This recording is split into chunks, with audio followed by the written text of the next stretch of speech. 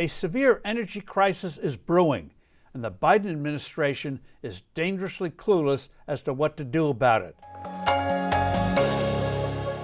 Hello, I'm Steve Forbes, and this is What's Ahead, where you get the insights you need to better navigate these turbulent times. Rising fuel prices, which are battering family and business budgets, dominate the headlines.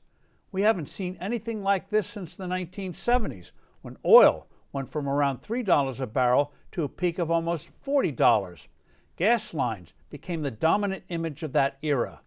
What makes the situation today more ominous is the fundamental difference in the cause of the climbing costs we're experiencing versus those of the 1970s. Back then, the primary culprit was the weakening dollar, not a shortage of oil. Those gas lines and other disruptions resulted from government price controls. When controls were removed, the lines disappeared. And when inflation itself was conquered in the early 1980s, oil prices plummeted. The situation now is different. Yes, the Federal Reserve's mismanagement of the dollar hasn't helped, but the big cause is a global shortage of energy. What the White House plays down or ignores is that OPEC has little spare capacity. It can't flood the market to meet demand, even if it wanted to. Compounding the problem is that Biden's war against fossil fuels has cut U.S. production of oil and natural gas. Russian output is down thanks to Putin's barbarous invasion of Ukraine. There is a global shortage of liquefied natural gas.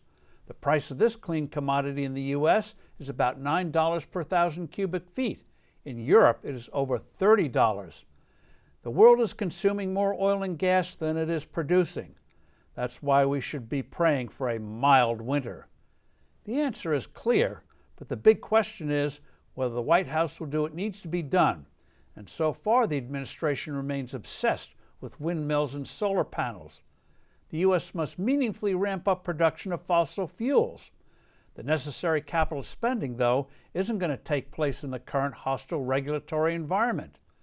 Natural gas output could be boosted, except for inadequate pipeline capacity. All know what Biden did the day he took office to the Keystone XL pipeline, which could have transported 800,000 barrels of oil a day from Canada. Not until the situation becomes acute and the Democrats get thrashed in the midterm elections will there be a change accompanied by a genuine sense of urgency. The steps are obvious. An about-face on permitting oil and gas exploration and production on federal lands.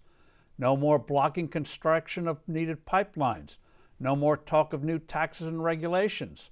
Stop for now the shutdown of nuclear and coal-fired power plants. We need that electricity.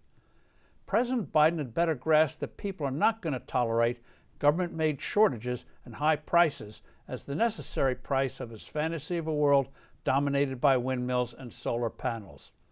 I'm Steve Forbes. Thanks for listening. Do send in your comments and suggestions. I look forward to being with you soon again.